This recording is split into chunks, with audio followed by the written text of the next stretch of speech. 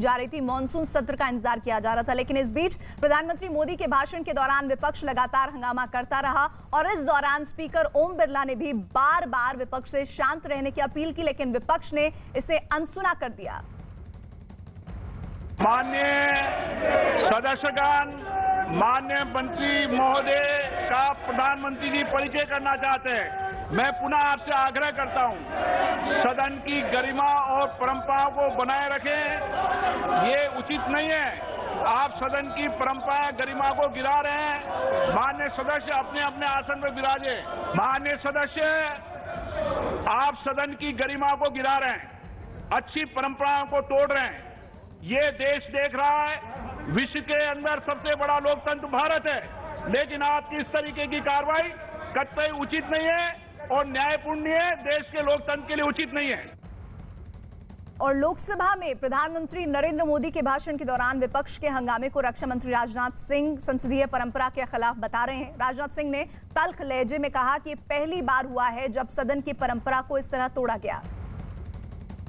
24 वर्षों से संसद सदस्य के रूप में मैं अपनी जिम्मेदारी का मैं निर्वाह कर रहा हूं और अध्यक्ष महोदय, मैंने देखा है कि जब भी कोई भी प्रधानमंत्री रहा हो, यदि वो अपने मंत्रिमंडल का विस्तार करता है तो चाहे एक मंत्री का शपथ ग्रहण हुआ हो या 50 मंत्रियों का शपथ ग्रहण हुआ हो, बराबर वह प्रधानमंत्री संसद में आकर सबसे पहले सदन की कार्रवाई प्रारंभ होते ही अपने मंत्रिमंडल के सभी सदस्यों का परिचय कराता है और पूरा सदन शांतिपूर्वक से प्रधानमंत्री की बात सुनता है और सभी जितने भी मंत्रीगण होते हैं उनका परिचय हासिल करता है। यह एक हेल्दी ट्रेडिशन यहाँ का रहा है, लेकिन मैंने पहली बार अपने 24 वर्षों के संसदीय जीवन में यह देखा है कि इस परंपरा को इस बार संसद में तोड़ा गया है।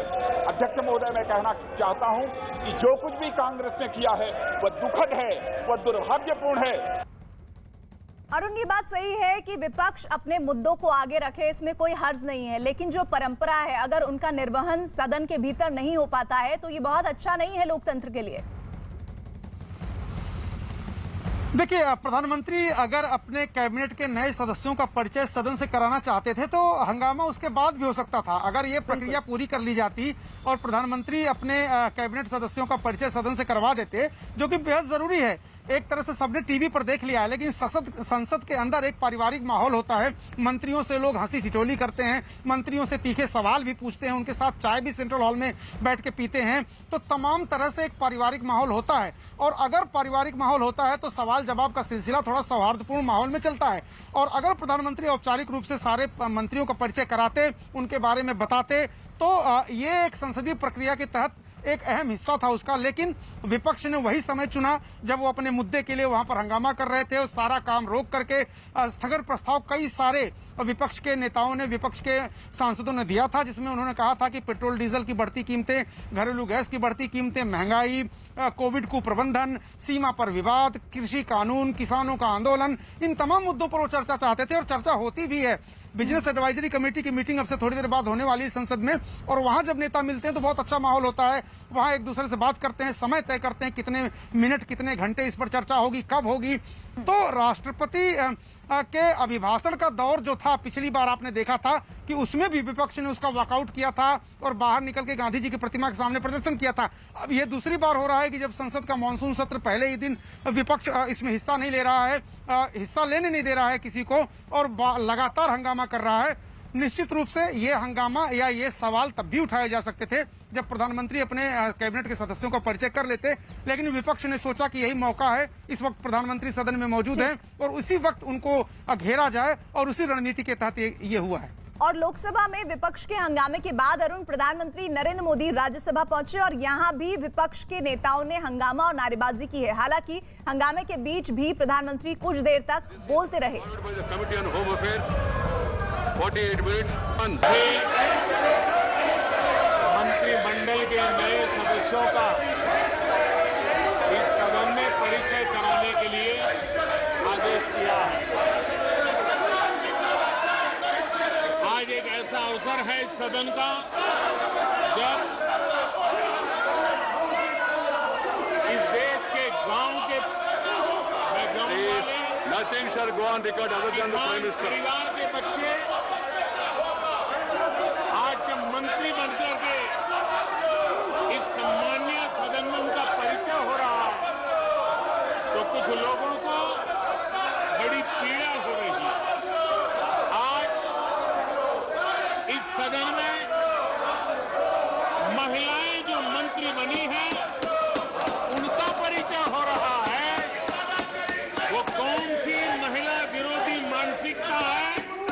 कि जिसके कारण इस सदन में उनका नाम भी सुनने को तैयार नहीं है, उनका परिचय भी कराने को तैयार नहीं। माननीय अध्यक्ष जी, बहुत बड़ी मात्रा में शेड्यूल्ड ट्राइब के हमारे सांसद साथी मंत्री बने हैं। हमारे आदिवासियों के प्रति ऐसी कौन सी इनके प्रति रोष की भावना है कि वे आदिवासी मंत्रियों का परिचय इस सम्माननीय सदन में हो, ये भी उनको पसंद नहीं आ रहा है। माननीय अध्यक्ष जी, इस सदन में बहुत बड़ी मात्रा में दलित मंत्रियों का परिचय हो रहा है। दलित समाज के इन प्रतिनिधियों का नाम सुनने को ये तैयार नहीं है। ये कौन सी मानसिकता है जो दलितों का गौरव करने को तैयार नहीं, आदिवासियों का गौरव करने को तैयार नहीं, किसान के बेटे का गौरव करने का तैयार नहीं। ये कौन सी मानसिकता है जो महिलाओं का गौरव करने को तैयार नहीं?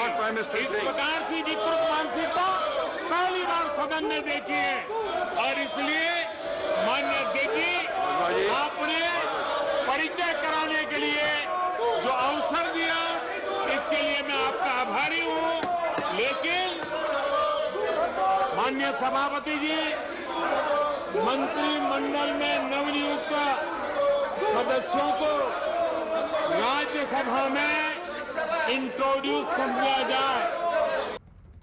तो अरुण, नौबत ये आ गई कि प्रधानमंत्री सदन में बोलते रहे और हंगामा लगातार होता रहा। तो अगर आगाज ऐसा है तो आने वाले दिनों में मॉनसून सत्र का अंजाम क्या होगा? देखिए, संसद के सत्र जो है नियमित अंतराल के बाद होते हैं, लेकिन कोविड काल में कभी ये अंतर थोड़ा बहुत ज्यादा हो जाता है। इस बीच इतने मुद्दे आ जाते हैं कि विपक्ष मौके की तलाश में रहता है और विपक्ष सोचता है कि जब संसद का सत्र शुरू होगा तो सारे मुद्दे उसी दौरान उठाए जाएंगे। आज पहला दिन था, हालांकि दिल्ली में बारिश हो रही है, मौसम सुहाना है, लेकिन संसद के अंदर का तापमान जो है वो अंदर का तापमान कम नहीं हुआ बल्कि बढ़ता चला गया। और आपने ठीक कहा, पहला दिन है, पहले दिन गर्मा गर्मी थोड़ा ज्यादा होती है, तो आज ज्यादा हंगामा हुआ। लेकिन बिजनेस एडवाइजरी कमेटी जो होती है उसमें सरकार के जो संसदीय कार्य मंत्री होते हैं फ्लोर लीडर्स से और सदस्यों से मिलते हैं, तो एक हल निकलने की उम्मीद होती है।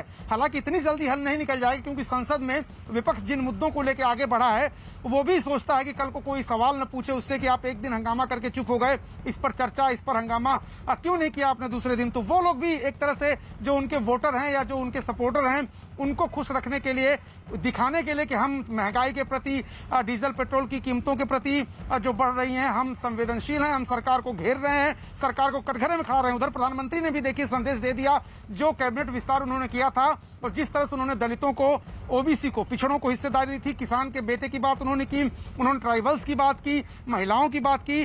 तो जो बीजेपी का भी एजेंडा था इस कैबिनेट विस्तार के जरिए किस तरह से देश की ज्यादातर आबादी को प्रतिनिधित्व देना, ज्यादातर वोट बैंक को प्रतिनिधित्व देना, उसका भी जिक्र प्रधानमंत्री ने किया। तो सियासत जो है दोनों तरफ से, चाहे वो सत्ता पक्ष हो चाहे विपक्ष हो, सत्ता पक्ष कह रहा है कि ये इतिहास के लिए सबसे बुरा दौर है, बुरा दिन है, जब बीजेपी ने, जब माफ करिएगा कांग्रेस ने उनके प्रधानमंत्री को कैबिनेट के सदस्यों से, नए मंत्रियों से परिचित नहीं होने दिया। और उधर कांग्रेस ये कह रही है कि 2013 में जब डॉक्टर मनमोहन सिंह प्रधानमंत्री थे, उन्होंने भी कैबिनेट का विस्तार किया था और अपने मंत्रिमंडल के साथियों से परिचय कराना चाहा था। उस वक्त जो है बीजेपी ने हंगामा किया था। तो ये सियासत का अखाड़ा संसद बनी आज पहले दिन। उम्मीद की जानी चाहिए कि जल्दी से जल्दी ये विवाद खत्म होगा और सार्थक बहस एक संसद में होगी। अरुण, आगे भी हम आपसे जुड़ते रहेंगे, आप रहिएगा।